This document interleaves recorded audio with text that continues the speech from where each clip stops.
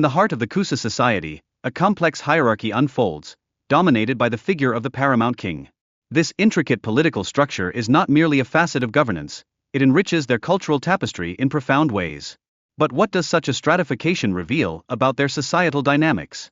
Digging deeper, archaeological studies in southwest Florida unveil significant artifacts, each whispering secrets of Calusa life. These discoveries don't just exist in isolation, they align closely with historical accounts, illuminating our understanding of their culture and environmental interactions. What stories do these remnants tell us of their daily existence? As we gaze upon the vast estuaries lining the West Florida coast, we uncover the rich bounty that sustained the Calusa. This thriving environment was not merely a backdrop, it played a crucial role in their survival through ecological adaptability. But how did they harness these resources to flourish in such a dynamic ecosystem? The Cutler fossil site beckons us with insights into early human mobility, where artifacts were discovered, having traveled over 200 miles. This showcases not just a means of transport but hints at a complex understanding of resource acquisition. What innovative methods did they employ to achieve such distances? Venturing further, we find that maritime sustenance takes center stage as coastal resources are meticulously exploited. The evidence from the Usepa Island site indicates a dramatic shift toward intensive fishing practices, reflecting their remarkable adaptability to ever-changing environments. What drove this transition in their lifestyle? Around 200 BCE, something transformative occurred, the emergence of pottery. This pivotal development suggested a move towards more sedentary lifestyles, emphasizing not just food storage but also the evolution of community life. What does this signify about their societal evolution during this period? When the sea levels dropped during a cooling period, the Calusa faced critical challenges, forcing them to abandon certain sites. This strategic relocation to areas rich in fishing resources highlights their resilience and adaptability. How did these decisions shape their communities and way of life?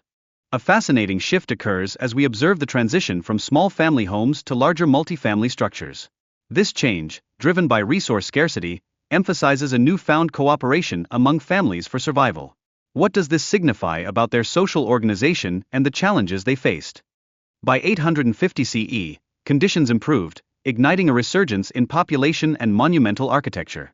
This fascinating transformation showcases how environmental changes can spur societal growth.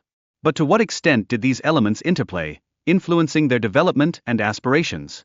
In the realm of agriculture, the Calusa cultivated a variety of domesticated plants, including squash and papaya, within their small gardens.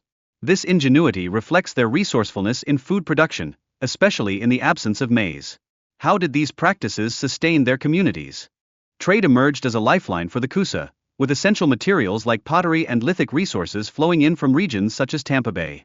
This vibrant exchange demonstrates their integration into a wider economic network. But how did these interactions shape their identity and survival? At the top of Calusa society, the king oversaw a network of vassals stretching across Florida. This hierarchical structure not only highlights their political complexity but also unveils the intricate interplay of power and tribute that defined their governance. What dynamics were at play in this web of authority? The Calusa's spiritual world is equally captivating, illustrated by their belief in three souls. Upon death, two souls depart the body while one remains, shaping their spiritual practices in profound ways. But how did this belief influence their rituals and connection to the afterlife? Diving deeper into their pantheon, we discover a hierarchy of gods, one presiding over celestial bodies and another governing human affairs. Yet, the names of these deities remain elusive, shrouded in the mists of vague historical accounts. What might this obscurity reveal about their spiritual priorities?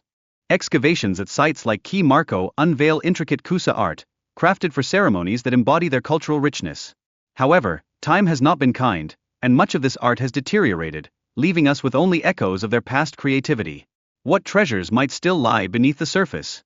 As we examine the architectural prowess of the Calusa, we find large buildings constructed for gatherings, including council houses that could accommodate thousands. These structures were not merely impressive, they played a crucial role in their governance. What does this say about their community dynamics? The canals created by the Calusa stand as a testament to their advanced engineering capabilities, essential for transportation and possibly fishing. These labor-intensive projects improved access to vital resources. What other innovations might they have developed to thrive in their landscape? The Calusa's journey intersected with that of the Spanish Empire, highlighting their strategic importance amidst the complexities of colonization. Initial encounters, laced with deception and conflict, reveal their resilience in the face of external threats. What lessons do these encounters teach us about cultural survival? In a striking display of strategic prowess, the Calusa adeptly manipulated the Spanish, maintaining their autonomy during these encounters. Early resistance against conquest efforts showcased their determination to protect their lands. What tactics did they employ to assert their independence? Spanish expeditions found themselves challenged by the Calusa's fierce warrior reputation and unparalleled skill in archery. This formidable resistance illustrated the complexity of subjugating Florida's indigenous peoples. What drove the Calusa to take such a stand against their colonizers? The establishment of early alliances, including a notable marriage between a Calusa woman and a Spanish man, unveils the complexities of cultural exchange and power dynamics during this tumultuous period.